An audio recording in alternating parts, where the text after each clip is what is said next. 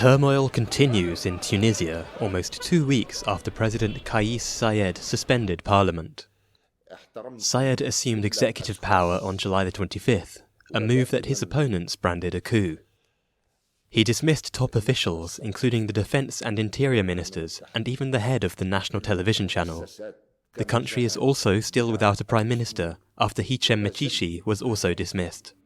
Several MPs critical of his actions have been arrested. The leader of the Ennahda party, the main opponent to the president, threatened mass protests.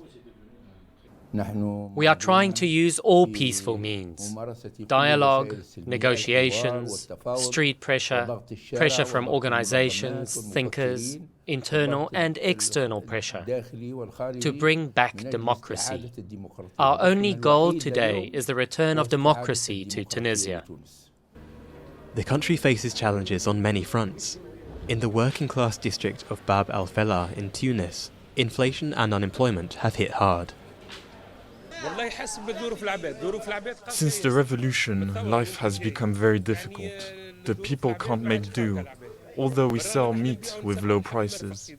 This market is cheap, and even in this cheap market, people can't manage. Lastly, there is the health crisis, with Tunisia particularly hard hit by the COVID-19 Delta variant.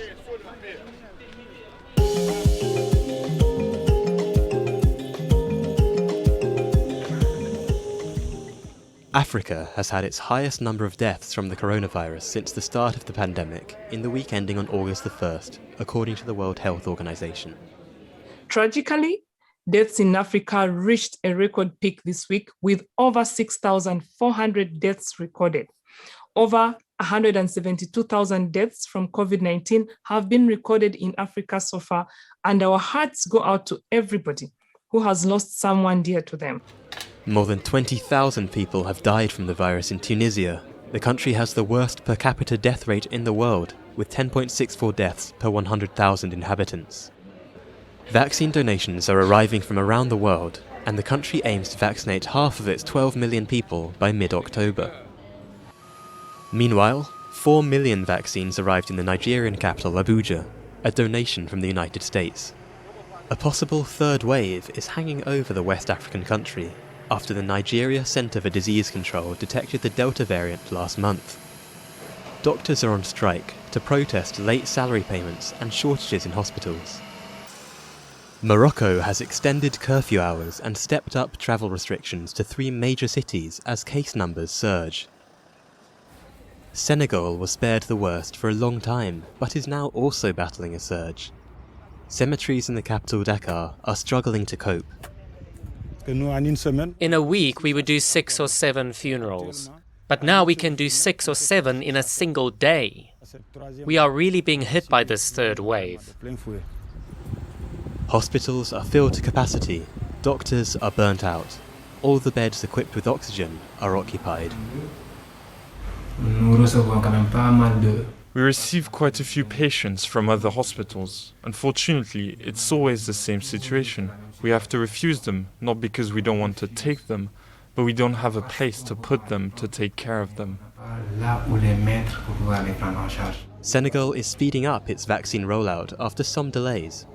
At the end of July, only a little over 700,000 people had been vaccinated, out of a population of more than 16 million.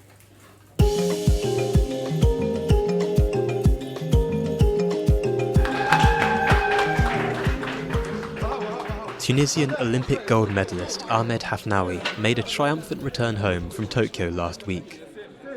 Against all the odds, the 18-year-old won the 400-meter freestyle swimming event in Japan. He is the 5th gold medal winner in Tunisia's history. This year, he put his education on hold to train in the country's only Olympic-sized pool. Hafnaoui follows in the footsteps of his countryman Oussama Melouli, who won swimming gold medals in the Beijing and London Olympics.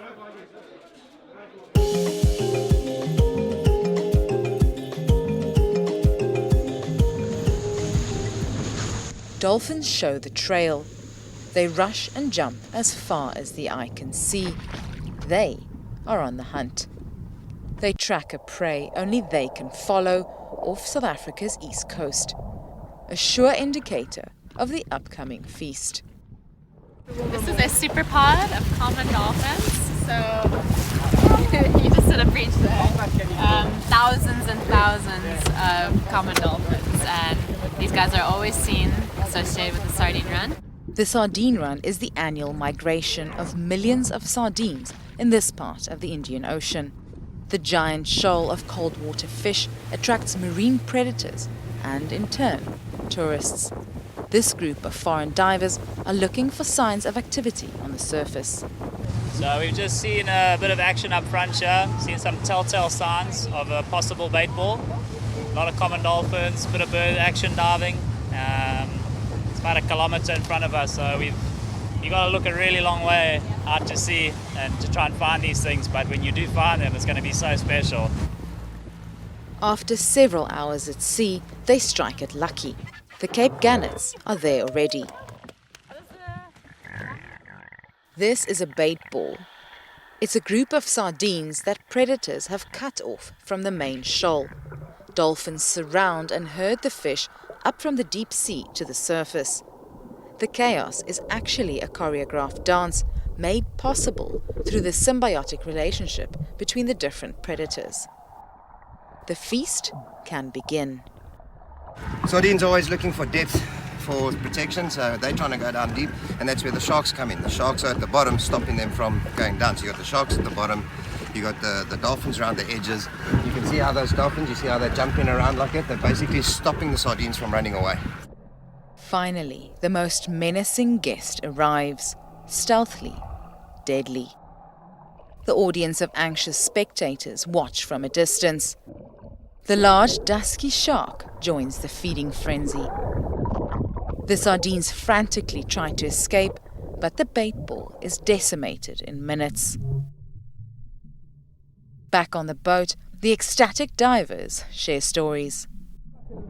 It was great. It was amazing. Best time ever. Dolphins, bonnet, and after the sharks to finish. Cherry on the cake. Incredible. A bit afraid. A lot afraid. Really afraid. It was great. Oh my God, what an experience. If you haven't had that, you're not living. You gotta have that. That is an amazing experience. The chase is over and the hunters go their way.